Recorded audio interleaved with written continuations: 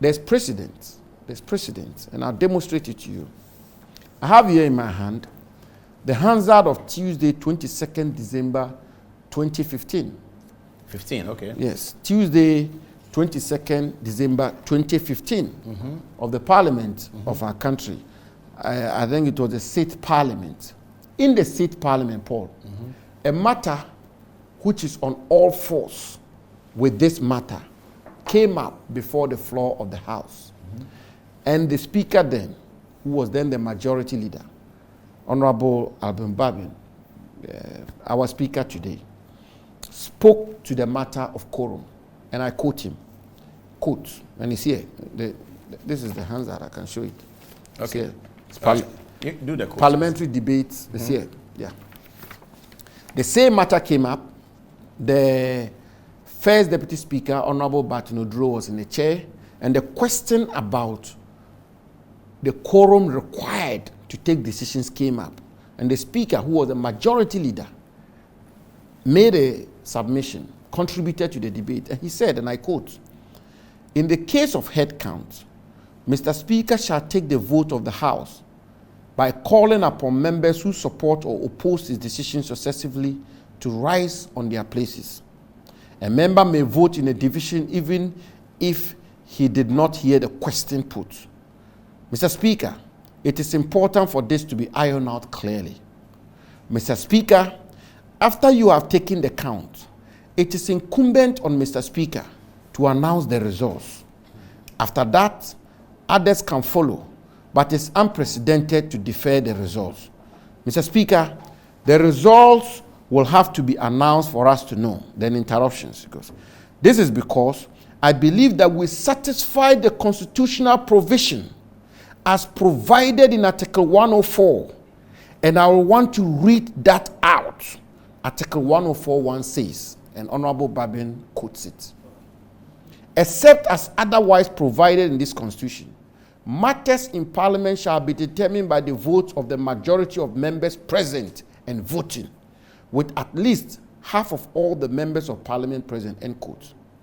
And then Honorable Bagbin, the Right Honorable Bagbin today, continues, Hansard of the Parliament. "Mr. Speaker, we are 275 members. Half of that is 138, end quote. And it goes on. "Mr. Speaker, I believe that we are more than 138, and it goes on and on and on. So in the Hansard of Tuesday, 22nd December 2015, the speaker of today, who was majority leader at the time, who contributed to a debate which related on all fours, four square. On all fours is legal language, so you mean it's exactly as is happening today. Exactly. And where Article 104 needed an interpretation. The speaker spoke eloquently and eruditely to affirm that you need to satisfy the requirements of Article 104(1) before a decision can be taken. And indeed, he even gives the figure which you require to qualify Article 104(1). And he says, "Mr. Speaker, we are 275 members. Half of that is 138. Paul, the matter was litigated further, and the speaker at the time gave a ruling.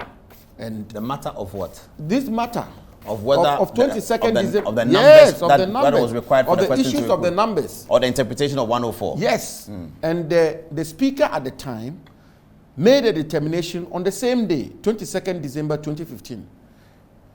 The first deputy speaker, Honorable Adom-Otchere, had ruled that there were 133 people in the chamber, and it's all captured in the Hansard. Okay. 133 people, members in the chamber, and therefore they did not have the numbers to take a decision.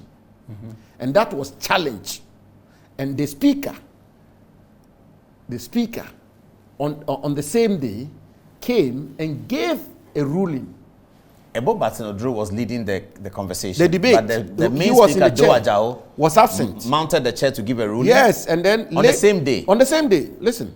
Later that day, the speaker, and I'm reading from the Hansard, Right Honorable Edward Kobido Ajawo, again ruled on the matter as follows, and I quote, and I'm reading verbatim from the Hansard. Honorable members, you are aware that this House is not supreme. We are subject to the Constitution of the Republic of Ghana. The rule is that where the Constitution has made a provision for regulation of the business of the House, they take precedence over any other rule. Indeed, the standing orders of this House, there is quorum to do business, and that is 1/3 of the House, and there is quorum to take a decision. So, we need to draw a distinction between the quorum to do business and the quorum to take a decision. The quorum to take a decision is regulated by Article 1041. The fundamental question is that the time that the vote was taken, did we have at least half of the honorable members present? It is a constitutional issue which has been captured in the Standing Order 1091 of the Standing Orders. If we go by the results of the head count, by adding 67 to 66, we will get 133. Therefore, there is a serious constitutional issue there.